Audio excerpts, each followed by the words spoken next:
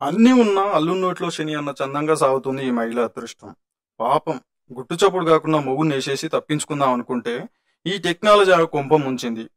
ఇప్పుడు ఈ జనాలు ఎలా తయారయ్యారంటే ఎన్నో జాగ్రత్తలు మరెన్నో పథకాలు వేసి గుట్టు చప్పుడు కాకుండా హత్య చేసి తప్పించుకుందాం అనుకుంటున్నారు నేటి సోయిలేన్ బేవర్స్ జనాలు.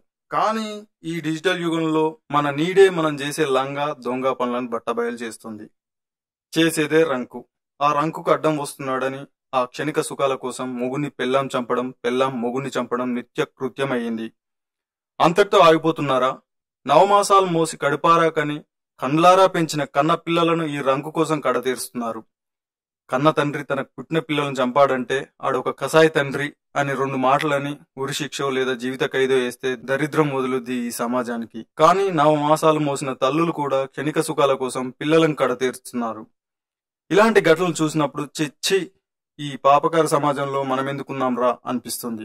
వీడెవర్రా ఈ సోదంతా ఎందుకు చెప్తున్నాడని విసుక్కుంటున్నారా? సారీ అదే కథలోకి వస్తున్నా. ఓ సర్వపిండి ఆంటీ అమర ప్రేమ కథ గురించి మీకు వివరించడానికి మీ ముందుకు వచ్చాను ఈ రోజు. అంతకంటే ముందు మన ఇది సంగతి ఛానల్ ను సబ్స్క్రైబ్ చేసి ఆదరించండి. మరిన్ని ఆసక్తికర విషయాలను మీ ముందుకు తీసుకొస్తా. ఇది 21వ శతాబ్దం. ప్రేమ, బంధాలు, ఆప్యాయతల కన్నా లౌక్యం, స్వార్థం, కామం, క్షణిక సుఖాలే ఎక్కువైపోయిన కాలం. కరీంనగర్ లో జరిగిన ఈ హత్య కథ వింటే ముక్కున వేలేసుకోవాలనిపిస్తుంది మీకు. ఒకవైపు భార్య భర్త కనిపించడం లేదంటూ కన్నీళ్లు పెట్టుకుంటూ వలవల ఏడ్చుకుంటూ పోలీసులకు ఫిర్యాదు చేస్తుంది. మరోవైపు అదే భార్య భర్త శవం కోసం వెతుకుతుంది.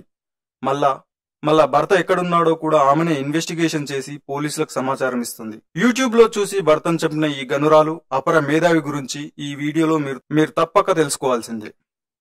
వీడియోను మాత్రం ఎక్కడ స్కిప్ చేయకుండా చూడండి. అదేంటో ఇప్పుడు ప్రజలందరూ అపరజ్ఞానులే, అందరూ ఐన్స్టీన్లే అయిపోయినరు. మనలో చాలా మంది సాధారణంగా యూట్యూబ్ చూసి ఏం నేర్చుకుంటామండి?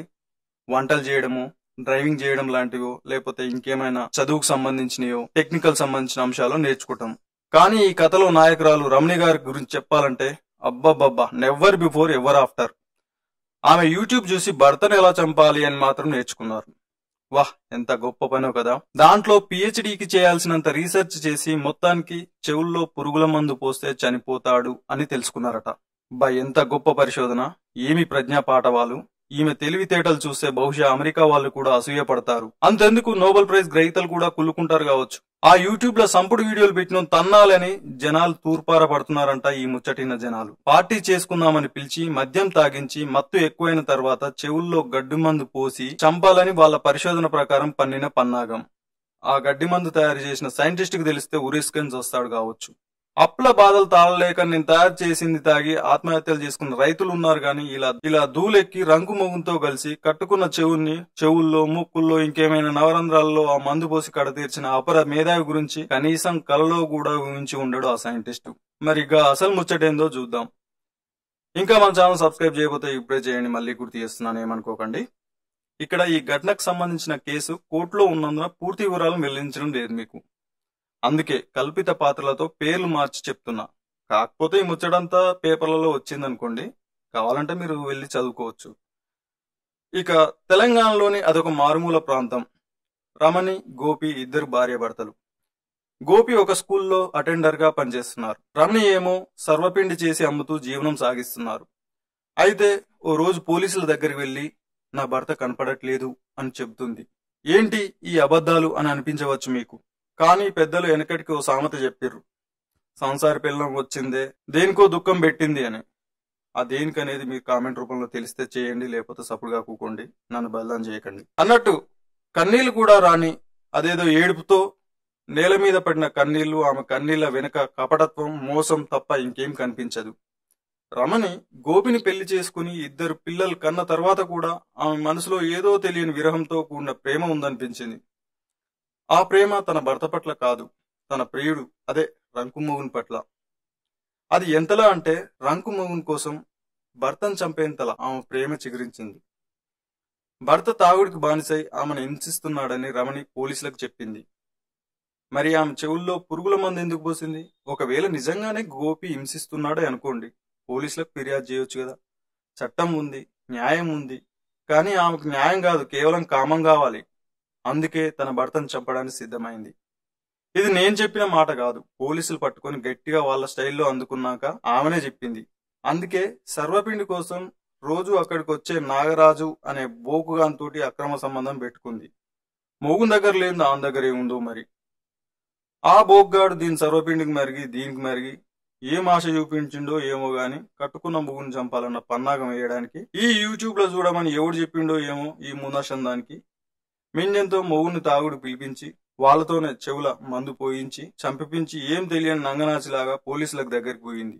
అదేంటో పోలీసులు ఈ మధ్య ఏ కేసు వచ్చినా పెళ్ళం చేస్తే మొగుని మీద, మొగుడు చేస్తే పెళ్ళం మీదనే అనుమానించి 100కి 95 కేసులు దొగ్గొడుతున్నారంట. ఇక్కడ కూడా గోపి చనిపోతే పోస్ట్ మార్టం చేయొద్దని రమల కథల ఏడుపు ఏడవడంతో పోలీసులకి అబ్బా దొరికిందిరా నా కొండే అని ఆ అనుమానంతోనే call data, phone location, CC ఫుటేజ్లతో విచారణ చేసి ఆమెతో పాటు ఆమె ప్రియుడిని మరో వ్యక్తిని గట్టిగా అడుచుకునేసరికి వాళ్లే నిజం ఒప్పుకున్నారు. దాంతో అరెస్ట్ చేశారు. ఇక్కడ మనం ఒకటి గుర్తుపెట్టుకోవాలి. నేటి డిజిటల్ ప్రపంచంలో మనం చేసే ప్రతి కాల్, ప్రతి మెసేజ్ ఒక నీడలా మన కదలికలను, మన ఆలోచనలను రికార్డ్ చేస్తుంది. గోపి హత్య కేసులో కూడా రమణి తన భర్త కనిపించడం లేదని పోలీసులకు ఫిర్యాదు చేసినప్పుడు ఆమె కళ్ళలో నమ్మలేనితనం, కపటతనం పోలీసులు గమనించరు. కానీ సాక్ష్యం కావాలి పోలీసులకు. దానికోసమనే నేరుగా ఆమె ఫోన్ కాల్ డేటా వైపే చూసిరు. అదే ఫోన్ కాల్ డేటా తోటి రమణికి, నాగరాజుకు, మరో వ్యక్తి శ్రీనివాస ముగ్గురు మధ్య జరిగిన మెసేజ్లు, కాల్స్, హత్యకు ముందు, హత్యకు జరిగినప్పుడు, ఆ తర్వాత ఆ ముగ్గురు మధ్య అలుపెరుగని ఫోన్ సంభాషణను పట్టించింది. ఒక పక్క భర్తతో ప్రేమగా మాట్లాడిన రమణి మరో పక్క ప్రియుడితో కలిసి భర్తను చంపడానికి ప్లాన్ చేసుకుంది. ఇదంతా ఎవరికి తెలియదనుకుంది. ఎలా అంటే కళ్ళు మూసుకొని పిల్లి పాలు తాగింది అంటారు కదా. కానీ ఆ ఫోన్ కాల్ డేటా అన్ని బయట పెట్టింది. ఈ కథలోని హెచ్చరిక ఏంటంటే మీరు చేసే ప్రతి కదలిక, ప్రతి మాట, ప్రతి మెసేజ్ ఒక డిజిటల్ ఫుట్ ప్రింట్ ను సృష్టిస్తుందనేది గుర్తుపెట్టుకోవాలి మనం. ఇది మీ వ్యక్తిగత జీవితంలో ఒక రికార్డుగా నిలిచిపోతుంది. ఒకవేళ మీరు ఏదైనా నేరంలో భాగమైతే మీ ఫోన్ కాల్ డేటా ఒక కత్తిలా మీ మెడ మీద వేలాడుతుంది. అది ఎంత గోప్యంగా ఉంచాలని ప్రయత్నించినా చివరికి సత్యమే జయిస్తుంది. సత్యమేవ జయతే అని పెద్దలు ఊరికే అనలేదు. అదేంటో రమణి ఫోన్ కాల్ డేటా చూస్తే చట్టం కళ్ళు కప్పి తప్పించుకోవాలనుకుంది. తన కపటత్వం బయటపడకుండా ఉంచుకోవడానికి ఆమె గట్టిగానే ప్రయత్నించింది అనిపిస్తుంది. కానీ ఆమె ఈ డిజిటల్ ప్రపంచంలో మన జీవితం ఒక తెరిచిన పుస్తకం లాంటిది. మనం వేసే ప్రతి అడుగు, మనం వేసే ప్రతి కదలిక, మనం చెప్పే ప్రతి మాట ఒక రికార్డులా నిలిచిపోతుందనే చిన్న లాజిక్ ని ఎలా మర్చిపోయిందనేది ఆమెకే తెలవాలి. ఈ కథలో ఈ ఫోన్ కాల్ డేటా మనకిచ్చే హెచ్చరిక ఏంటంటే మీరు చేసే ప్రతి కదలికను ఒక నిశ్శబ్ద సాక్షి గమనిస్తుంది. ఎంత కపట పన్నాగాలు పన్నినా ఎక్కడో ఒక చోట దొరికిపోతామని. అందుకే ఈ రంకు వ్యవహారాలు మానుకొని ఉన్న కుటుంబంతోనే హ్యాపీగా ఉండాలని మా ఇది సంగతి టీం నుంచి సలహా ఇస్తున్నాం. ఇంకా మన ఛానల్ సబ్స్క్రైబ్ చేయకపోతే ఇప్పుడే చేయండి. నా ఎక్స్ప్లెనేషన్ నచ్చితే లైక్ చేయండి, షేర్ చేయండి.